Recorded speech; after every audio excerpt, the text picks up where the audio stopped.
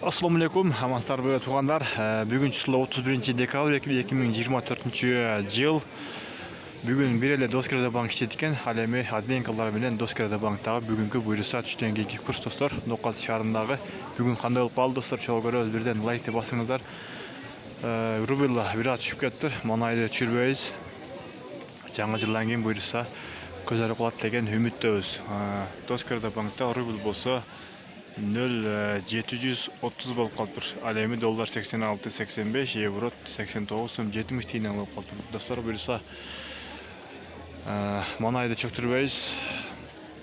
Январдан буюрса көтөрүлүп калат деген жакшы үмүттөбүз. Админкаларда 0,78 экен. Банктар менен админкаларда өтө эле жакшы экен. Туугандар 0,78 экен админкалардын бардыгында. Барыңыздар, сак саламатта калыңыздар.